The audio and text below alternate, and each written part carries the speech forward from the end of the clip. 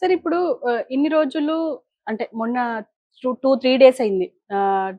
Group second group 2కి సంబంధించి roster clear చేసి కొత్తగా నోటిఫికేషన్ ఎయ్యాలి అని జెప్పేసి అన్నారు.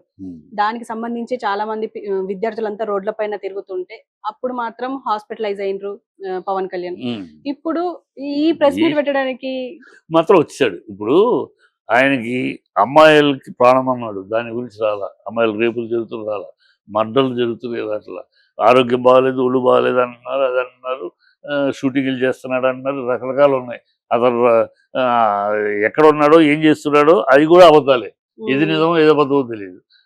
ఒళ్ళు బాగాలేదంటే పాపం ఆయన కొన్ని చోట్ల ఒళ్ళు బాగాలేదు, రోజు హాస్పిటల్కి వెళ్తాడు కొంతమంది, ఇంకో రూమర్స్. కొన్ని చోట్ల ఆయన ధ్యానంలో ఉన్నాడని, ఏదేదో రకరకాల రూమర్స్.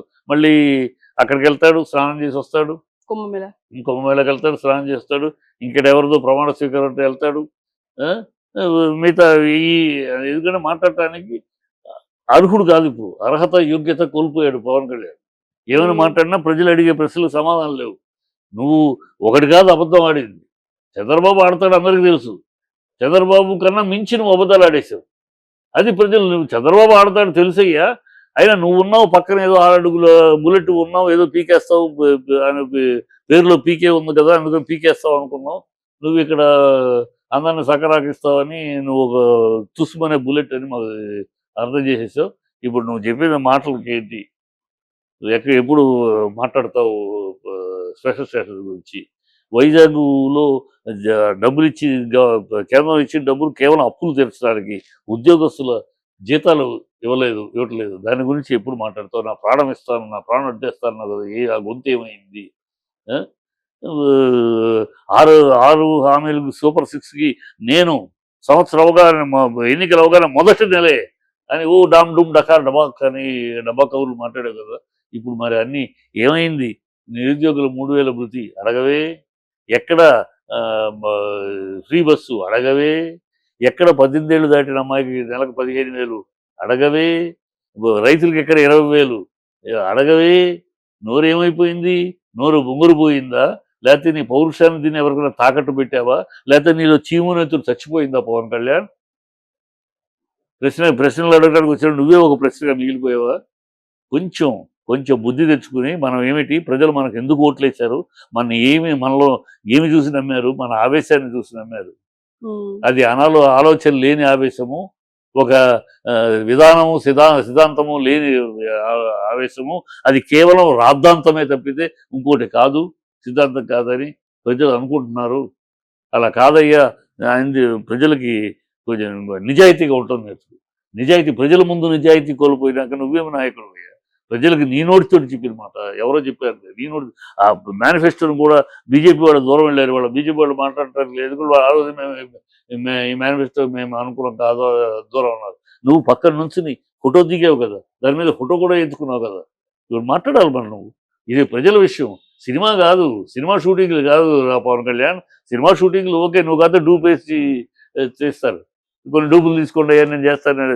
ఇది రాజకీయం, ప్రజా జీవితం, ప్రజల జీవితాలతో నువ్వు డూపులు చేస్తారు. నేను పైకి వచ్చి హడావిడి చేసి వెళ్తానంటే కుదరదు. మనిషిలో ఒక నిజాయితీ కావాలి, ఒక నీతి రీతి కావాలి పవన్. ఆ నీతి రీతి నిజాయితీ తప్పిన తర్వాత అనవసరం, ఎందుకు సైలెంట్గా వెళ్ళిపోయి సినిమా ఫీల్డ్, ఈ ఫీల్డ్లో ఓకే, నీ ఫీల్డ్లో నీకు ఉంది, అదే ఇప్పుడు ప్రస్తుతానికి ఉంది, ఉన్నది అక్కడ చూసుకో. అక్కడ నీ డైలాగులు, నీ మాటలు, ఎవరు రాసిచ్చే మాటలు మాట్లాడతావో, నీ డైలాగ్ ఆవేశం మాట్లాడతావో, 2000 పుస్తకాలు చదివానంటే ఏ పుస్తకంలో డైలాగ్ గుర్తుండి చెప్తావో చెప్పుకో. కానీ సార్ ఇప్పుడు మళ్ళీ ఒకవేళ ఏపీ అసెంబ్లీకి సంబంధించి మాట్లాడితే, ఒకవేళ ప్రజా సమస్యల మీద మాట్లాడాలి అంటే ఇప్పుడు గ్రూప్ కి సంబంధించి ఇంతవరకు వైఎస్ జగన్ కూడా మాట్లాడలేదు. మరి ఇప్పుడైనా మాట్లాడి ఉంటే బాగుండేది. ఇలా వాకౌట్ అవ్వడం వల్ల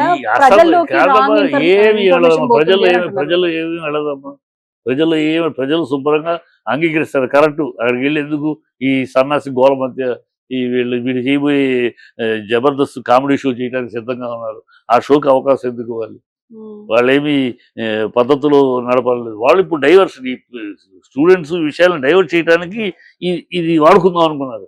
ఇది రివర్స్ అయింది, ఇప్పుడు వాడుకుంటున్నారు. చర్చించండి, మీరు మాట్లాడండి అసెంబ్లీలో మాట్లాడండి. ఇదే పవన్ కళ్యాణ్ అసెంబ్లీలో మాట్లాడు విద్యార్థుల గురించి. పవన్ వచ్చి జగన్ వచ్చి మాట్లాడాలి, మీరు మాట్లాడండి. పాలకపక్షం మీరు కదా సమాధానాలు చెప్పాల్సింది ప్రజలకి. జగన్ కాదు కదా సమాధానం చెప్పాల్సింది, మీరు చెప్పాలి సమాధానం. మీరు అధికారంలో ఉన్నారు, మీరు పాలనలో ఉన్నారు, ప్రజలకు జవాబుదారి మీరు. మాట్లాడండి, అసెంబ్లీలో మాట్లాడండి, చెప్పండి దాని గురించి. పవన్ అసెంబ్లీలో మరి పవన్ మాట్లాడండి ఈ విషయం గురించి. చంద్రబాబుకు తైతక్కదలాడతాడా లేదా చంద్రబాబును ప్రశ్నిస్తాడా చూద్దాం. అడగండి. జగన్ మీద తోసేసి జగన్ మీద డైవర్ట్ చేసేసి తప్పించుకుందామంటే కుదరదు. ఈ డ్రామాలు సాగవు, ఎంతకాలం సాగుతాయి.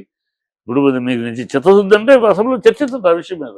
మీరు పాలకపక్షం, మీరు జవాబుదారి, మీరు ప్రజలకు సమాధానం చెప్పాలి. జగన్ మీద నెట్టేసేసి జగన్ అడగచ్చు కదా, జగన్ అడుగు మీరు అధికారంలోకి వచ్చింది పేకనా? అడగండి, మీరు అడగండి, మీరు చర్చించండి. పవన్ ఏం మాట్లాడతావు విందాం. పవన్ చంద్రబాబుకు జాల వేస్తాడా, తైతక్కలాడతాడా, ఏదో ప్రశ్నిస్తాడా చూద్దాం. చేయండి, కానీ ఆ నిజాయితీ చూపించండి ప్రజల ముందు అసెంబ్లీలో. అధికార పక్షం మాత్రం ఏమంటుందంటే, అంటే గత ప్రభుత్వంలో జరిగిన తప్పిదాలను ఎత్తి చూపుతామని, ప్రశ్నిస్తామని ఇప్పుడు ఇలా వాకౌట్ చేశారు అని అంటున్నారు. వీళ్ళ మొహం, వీళ్ళు ప్రశ్నించేదండి, వీళ్ళని ప్రజలు ప్రశ్నిస్తున్నారు. ఏం ప్రశ్నిస్తున్నారు? ఊనే గాలి మాటలు ఎక్కి మాట్లాడటానికి ఉందమ్మా రాజకీయాల్లో. ఈ తెలుగుదేశం వాళ్ళు, తెలుగుదేశం గ్యాంగ్ మరీ విచ్చలవిడిగా మాట్లాడతారు, ఏమైనా మాట్లాడతారు. వాళ్ళు మాట్లాడేవన్నీ వేదాలు, అదే మాట ఇంకోళ్ళు మాట్లాడితే అది బూతుల కింద మాట్లాడతారు. వాళ్ళు ఎన్నైనా మాట్లాడచ్చు. వాళ్ళకి ఏదో 4 పేపర్లు 4 మీడియా ఉంది, ఏవో కొట్టుకుంటారు డబ్బా. ఆ సొంత డబ్బా కొట్టుకుంటాం వల్ల వాళ్ళకి ఉంది, ప్రజల్లో లేదు. వీళ్ళ డబ్బా ఈ మీడియాలోనూ వీటిలోనే తప్పితే, పేపర్లో ఎలక్ట్రానిక్ మీడియాను పేపర్లు తప్పితే ప్రజల్లో లేదు. ప్రజల్లో చీ కొడుతున్నారు, చీదరించుకుంటున్నారు, చీ పో తూ అంటున్నారు, ఉమ్మేయటానికి సిద్ధంగా, కాండ్రించి ఉమ్మేయటానికి సిద్ధంగా ఉన్నారు. వాళ్ళని ప్రజలు ఎక్కడ నిలదీస్తారు. ఎక్కడికి వెళ్తే పవన్ కళ్యాణ్ ఎందుకు దాక్కుంటున్నా అంటే, బయట జనాల్లోకి వెళ్తే అడుగుతారు. 32,000 అమ్మాయిలు ఏమైంది పవన్ కళ్యాణ్, స్పెషల్ స్టేటస్ ఏమైంది పవన్ కళ్యాణ్, 6 హామీలు ఏమైంది పవన్ కళ్యాణ్, ఈ డ్రామాలు ఎన్నాళ్ళు చేస్తావు, హోమ్ మినిస్ట్రీకి సంబంధం లేని లా అండ్ ఆర్డర్ చంద్రబాబు చేతిలో కదా ఉంది, చీఫ్ మినిస్టర్ చేతిలో ఉంది కదా. చంద్రబాబుని అడిగే ధైర్యం లేక ఆ అనితను పట్టుకునేదో మాట్లాడతావేంటి పవన్ కళ్యాణ్? అదే ఎవరి దగ్గర ఉందో కూడా తెలియదా? అసలు డిప్యూటీ హోమ్ మినిస్టర్ అంటే కేవలం డిప్యూటీ చీఫ్ మినిస్టర్ అంటే జస్ట్ అనదర్ 1 మినిస్టర్, అంతేకాని స్పెషల్ రాజ్యాంగం లేదు పవన్ కళ్యాణ్, తెలుసుకో. నువ్వు మామూలు మంత్రి లాంటివే, నీకేమి నువ్వు ముఖ్యమంత్రి తర్వాత నువ్వు ముఖ్యమంత్రి అని ఫీల్ అయిపోతున్నావు. దానికే సైలెంట్గా చంద్రబాబు కొట్టాడు దెబ్బ. ఆయన ఎవరు పరిధిలో వాళ్ళు మాట్లాడాలి, ఇష్టం వచ్చినట్టు అందరూ మాట్లాడాలి. ఇప్పుడు నోరు పూసుకున్నావు కనుక నువ్వేంటి అసలు తెలుసుకో. నువ్వు తెలుసుకోకుండా నిన్ను గురించి నువ్వు తెలుసుకో. ఫస్ట్ నీ స్థాయి ఏంటో తెలుసుకో. నువ్వు వన్ అమాంగ్ ది మినిస్టర్స్ అంతే. నువ్వేదో ఫీల్ అయిపోయి నేనే సీఎం అని ఎన్ని మాట్లాడతావు, డ్రామాలు ఎన్ని చేస్తావు. ఆ షిప్ను ఆల్రెడీ సీజ్ చేసిన షిప్ వెళ్ళిపోయి కెమెరాలు తీసుకెళ్ళి సీజ్ ది షిప్ అని ఒక డైలాగు ఇలా వస్తే మరి ఆ సీజ్ ది షిప్ అని అన్నవాడివి కేంద్రం షట్ యువర్ మౌత్, దాన్ని ఎవరు ఆపడానికి లేదు, ఆ షిప్ వెళ్ళనివ్వండి అన్నారు. మరి మాట్లాడవే, అది కూడా తెలియదు, అది ఎవరు అధీనంలో ఉంది, ఎవరు చేయాలి కూడా తెలియకుండా నువ్వేదో హాఫ్ నాలెడ్జ్ తోటి అర్ధజ్ఞానంతో ఏదో మాట్లాడేస్తూ ఉంటే ఎన్నాళ్ళు నమ్ముతారు ప్రజలు? ముందు ఆవేశంగా నమ్మారు, ఇప్పుడు ఆయన ఫ్యాన్సే తిట్టుకుంటున్నారు, ఊర్లోకి వెళ్ళలేకపోతున్నారు ప్రజల మధ్యకి. ఆ అమ్మాయిలు ఆడపిల్లలు అఘాయిత్యాలు జరుగుతుంటే మాట్లాడు, మర్డర్లు జరుగుతుంటే మాట్లాడు, ప్రశ్నించడానికే వచ్చారంటాడు. ఎన్నాళ్ళు మరి ఏం ప్రశ్నిస్తున్నాడు? నాకు నెక్స్ట్ ఏంటి, నేను నెక్స్ట్ ఏంటి, నాకు సీఎంగా నన్ను చేస్తారా, లేకపోతే లోకేష్ తీసుకెళ్తారా, నేనేం చేయాలి, ఇదే ప్రశ్న. ఇప్పుడు అదే ప్రశ్నలో ఉన్నాడు అంతే. నన్ను సీఎంగా సీఎం నెక్స్ట్ వచ్చే ఎన్నికల్లో నేను సీఎమా, లోకేష్ సీఎమా, ఎవరికి? చంద్రబాబు లోకేష్కి. మరి నేనేం చేయాలి? మోడీ గారు నాకు అభయహసిస్తారా, నేను చంద్రబాబు వెనుగుడు పొడిచి వచ్చేస్తాను అని అక్కడ వీటిలో ఉన్నాడు ఆయన. అంటే ఇప్పుడు మీరు అన్నట్టుగా ప్రశ్నించడానికి వచ్చాను అని చెప్పేసి అన్నారు, ప్రశ్నించట్లేదు అని అంటున్నారు. కానీ దాన్ని ప్రశ్నించకుండా ఉండడానికి 50 కోట్లు తీసుకుంటున్నారు పవన్ కళ్యాణ్ అని చెప్పేసి ప్రత్యేకంగా చెప్పక్కర్లేదు, దువ్వాడ శ్రీనివాస్ గారే అన్నారు. ఇప్పుడు పవన్ కళ్యాణ్ తీసుకున్నాడా తీసుకోలేదా, అది ఏ ఆధారాలతో ఆయన అన్నాడో తెలియదు. కానీ పవన్ కళ్యాణ్ తీసుకున్నాడా తీసుకోలేదా తర్వాత విషయం. డబ్బు తీసుకుని ప్రశ్నించట్లేదా, లేదు అతని విజ్ఞానమే అంతానా, అతని కెపాసిటీనే అంతనా?